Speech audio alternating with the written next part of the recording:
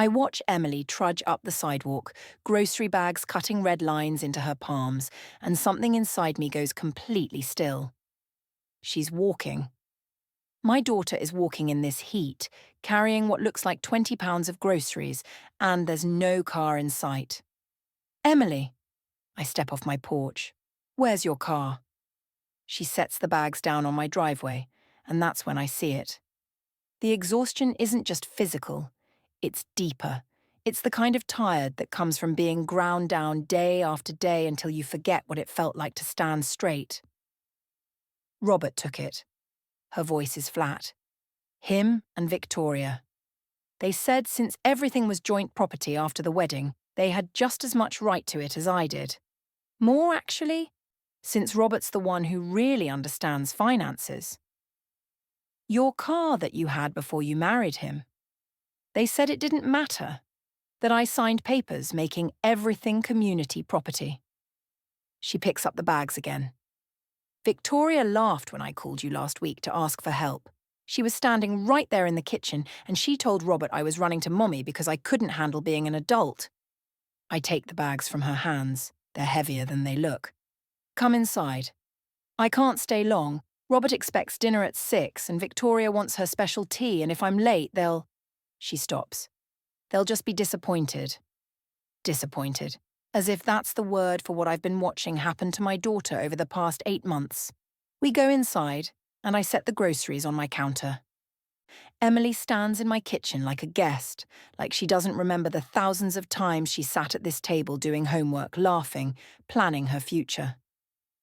Back when her future looked different than this. Tell me everything, I say. She does.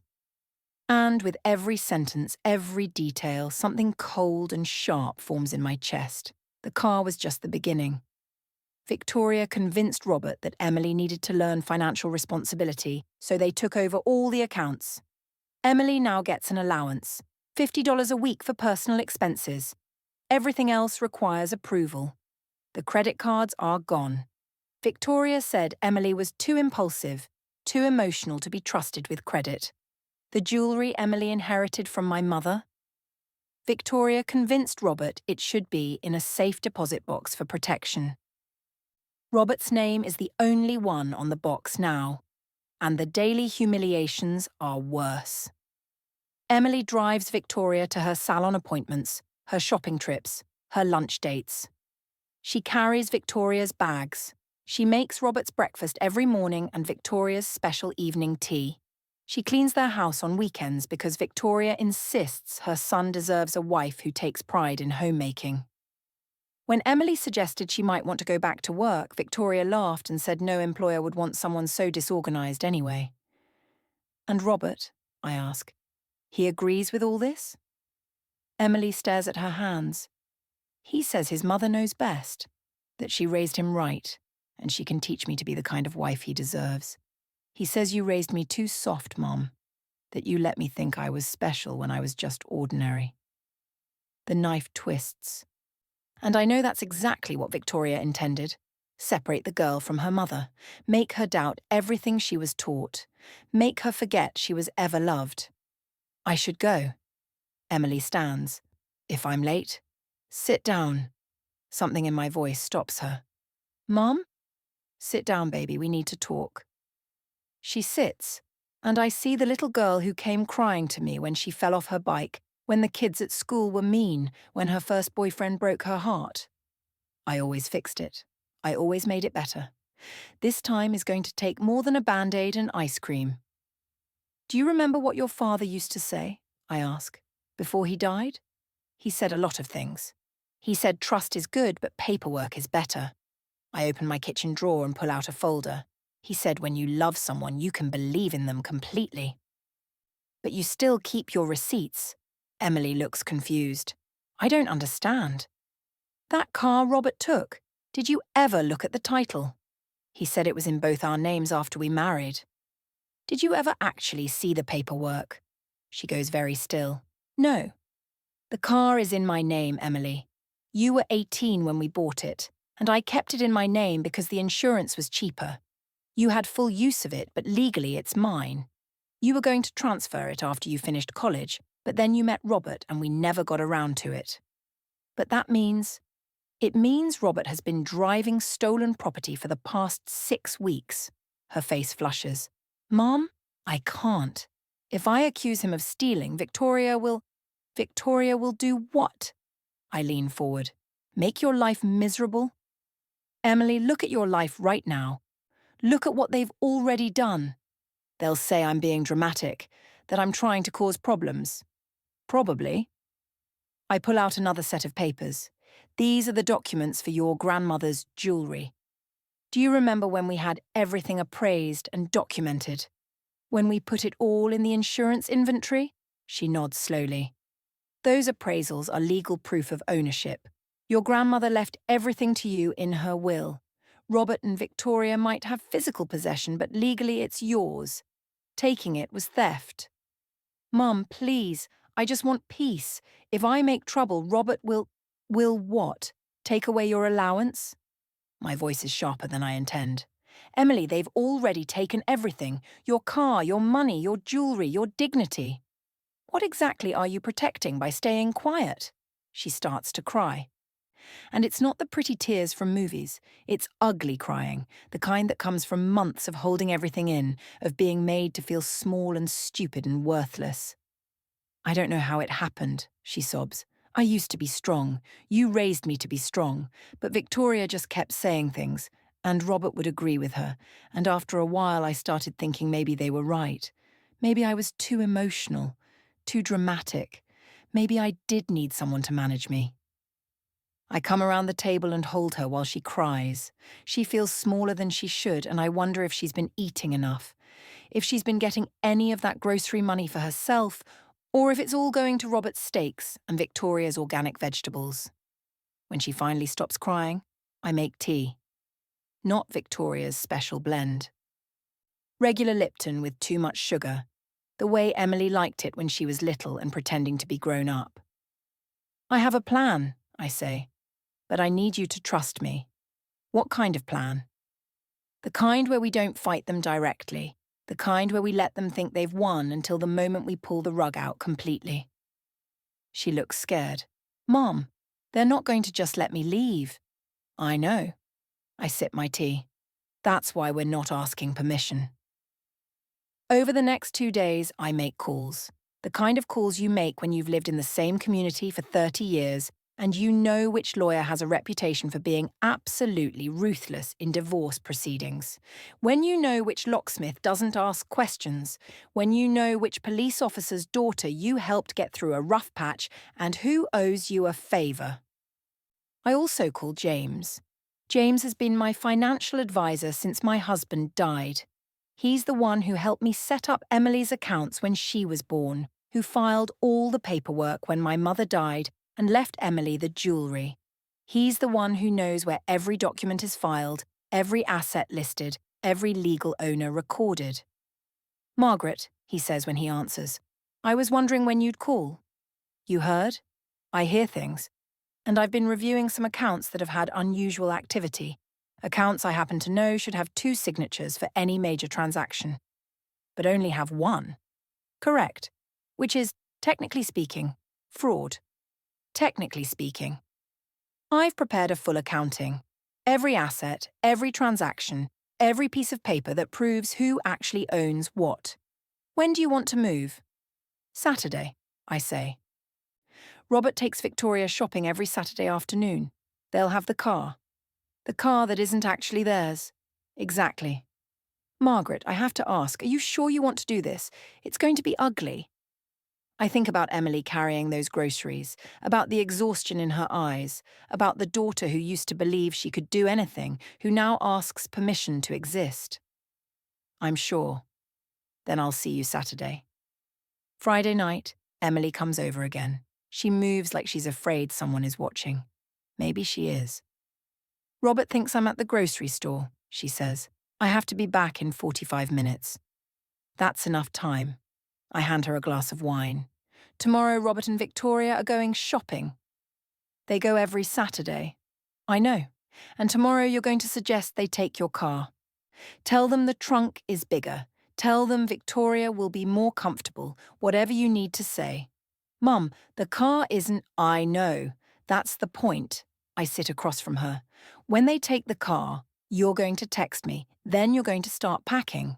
Not everything, just the important things. Documents, photos, anything that matters. Can you do that? What are you going to do? I'm going to take back what's ours. She looks terrified and hopeful at the same time. What if it doesn't work? It'll work. I take her hand. Do you remember when you were 7 and those girls at school were bullying you? You came home crying every day for a week. You told me I had to stand up for myself. I told you that you were stronger than you knew, that being kind doesn't mean being weak, and being quiet doesn't mean being powerless. I squeeze her hand. I also went to the school and had a very interesting conversation with the principal and those girls' parents. By Monday, the bullying stopped. You never told me you did that. Because you didn't need to know. You just needed to know that someone had your back, that you were protected. I look at her directly. I still have your back, Emily. I've always had your back. And tomorrow, Robert and Victoria are going to learn what happens when they mess with my daughter.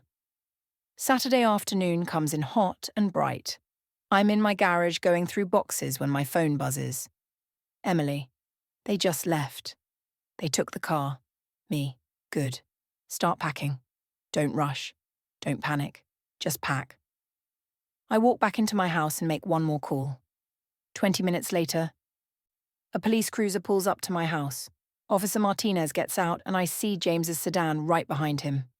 Margaret. Martinez nods to me. You sure about this? Completely. It's going to cause a scene. Good. We drive in convoy. My car, Martinez's cruiser, James's sedan, and a tow truck I arranged through a friend of a friend. We look official and serious and like people you don't want to mess with. Robert and Victoria's house is in one of those neighborhoods where everyone pretends not to look, but everyone is watching. Perfect. We pull up just as Robert and Victoria are loading shopping bags into my car. Into my car that they have no legal right to be driving. I get out first. Slow. Calm. The way you approach a situation when you know you're absolutely right. Robert. Victoria. They both freeze. Victoria recovers first. She always does. Margaret. What an unexpected surprise. Her voice drips with false sweetness. We were just picking up a few things for the house. Would you like to come in for tea? No, thank you. I'm here for my car. Robert steps forward. He's a big man, used to using his size to intimidate. Your car? This is Emily's car, which makes it community property, which means it's our car. Actually, it doesn't. I pull out the title from my folder. This car is titled solely in my name. It always has been. Which means for the past 6 weeks, you've been driving stolen property. Victoria laughs. It's a sharp, ugly sound. Stolen property? Don't be ridiculous. Emily gave us permission to use it. Emily gave you permission to use property that wasn't hers to lend. That's not permission. That's just proof you manipulated her into thinking she had no rights. I hand the title to Officer Martinez. I'd like to report my car stolen. Robert's face goes red. You can't be serious. Emily is your daughter. We're family. Family doesn't steal. Family doesn't manipulate. Family doesn't take a young woman and systematically destroy her confidence until she doesn't remember who she is. We've been helping her, Victoria snaps, and now the sweetness is gone. Teaching her responsibility, teaching her what it means to be an adult, since you clearly failed at that. Is that what you call it? I step closer. Taking her money, her jewellery, making her walk to carry your groceries while you drive around in a car that was never yours? We're teaching her that actions have consequences, that she can't just run to mommy every time life gets hard. No, you're teaching her that bullies win if no one stops them. I turn to James. Would you like to explain the rest? James steps forward with his briefcase. He's in full professional mode, which makes him slightly terrifying. I've prepared a complete accounting of every asset owned by Emily prior to her marriage. This includes the vehicle currently in your possession, jewellery valued at approximately $60,000, and a trust fund established by her grandmother that you've been making unauthorised withdrawals from for the past 4 months. Robert's face goes pale. I'm her husband. I have legal authority. You have legal authority over community property acquired during the marriage. You have zero authority over assets she owned before the marriage or inherited after the marriage. Every withdrawal you made from that trust fund was illegal. Every piece of jewellery you removed from her possession was theft. And that car? James points. Grand Theft Auto. Victoria finds her voice. This is absurd. We'll sue. You'll what? I ask quietly. You'll try to explain to a judge why you've been systematically stealing from your daughter-in-law, why you've been financially abusing her, why your son has been complicit in fraud. It's not fraud, Robert says, but his voice wavers. It's family. It's complicated. You don't understand how things work. I understand exactly how things work.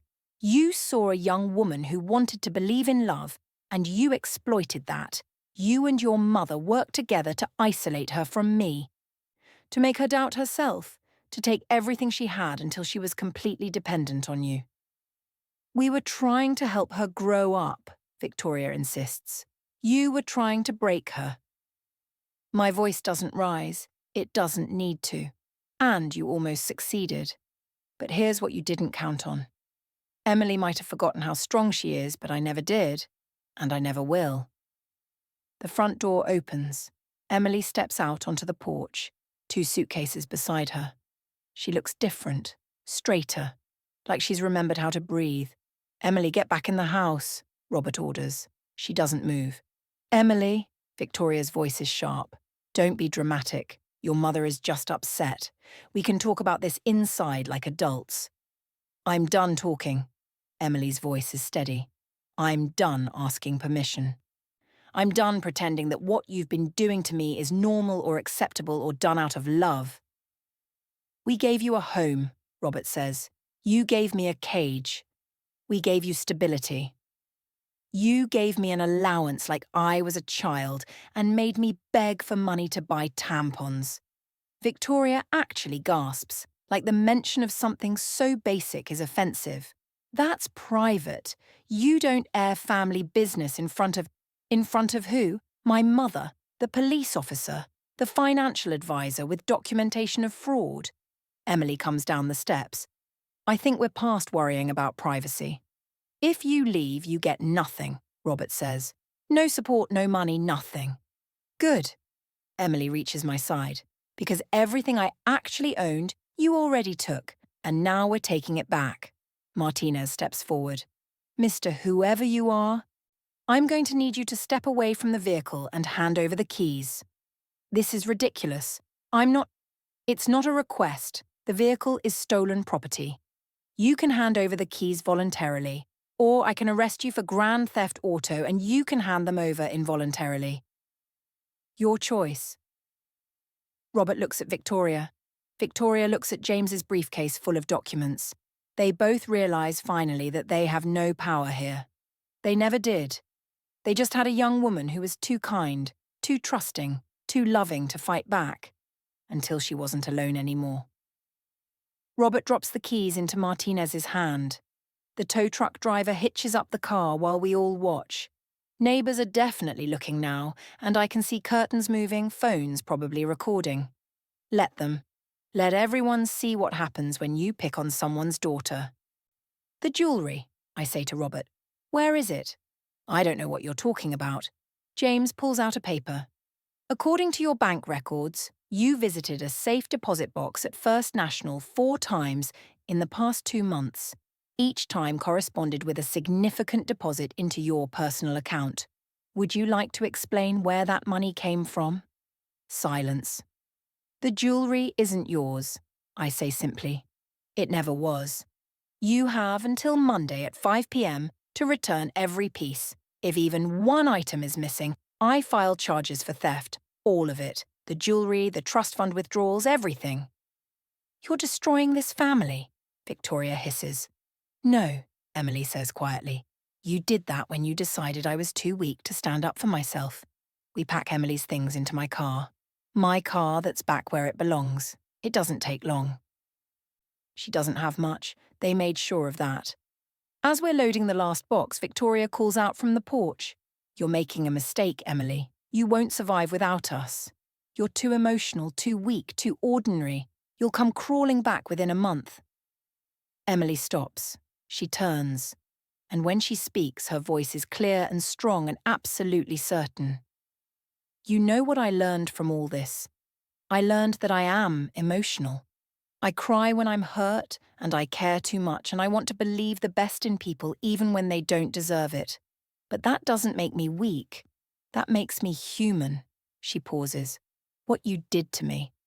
That makes you cruel. And I'd rather be weak than cruel any day." We drive away. In my rearview mirror, I see Robert and Victoria standing in their driveway, looking smaller somehow. Like bullies always look when someone finally stands up to them. "Mum?" Emily's voice is shaky. "Yeah, baby. Thank you." "For what?" "For remembering who I was when I forgot." I reach over and squeeze her hand. "I never forgot. Not for a second." We drive home in silence. Not the empty silence of defeat, but the quiet that comes after a storm. The kind that means the hard part is over, and now comes the healing. Monday morning, a courier delivers a locked box to my house. Inside is every piece of Emily's jewellery, still in the velvet cases, still exactly as it should be. There's no note. There doesn't need to be. Emily files for divorce on Tuesday. James handles the paperwork, and Martinez makes sure everything is documented properly. Robert doesn't contest it. Neither does Victoria, though I hear through the neighbourhood grapevine that she's telling everyone Emily had a nervous breakdown. Let her. Let them all think whatever they want. I know the truth. Emily knows the truth. Sometimes strength isn't about fighting back. Sometimes it's about knowing when to ask for help. When to let the people who love you stand beside you and remind you that you're worth standing up for. 6 months later, Emily and I are having breakfast on my porch when she says, "I got a job offer." "Yeah?" "Marketing coordinator. It's entry level, but it's a start." "And Mum?" When they asked about my employment gap, I told them the truth. I said I was in an abusive relationship and I'm recovering. What did they say? They said I was brave. They said they were glad I got out. They said they'd be lucky to have me. She smiles. And it's the first real smile I've seen from her in over a year. I start Monday. I look at my daughter, at the woman she's becoming again, and I think about all the times I protected her when she was small. From strangers, from bullies, from anything that might hurt her. But this was different. This wasn't about protection. This was about reminding her that she was never as small as they tried to make her feel. That she was always strong enough. She just needed someone to stand beside her until she remembered. "Your father would be proud," I say. "I think he would be proud of both of us." She raises her coffee cup. "To paperwork being better than trust?" I laugh and clink my cup against hers. "To keeping your receipts and knowing when to use them." And we sit there on the porch, my daughter and I, watching the morning sun burn off the last of the shadows.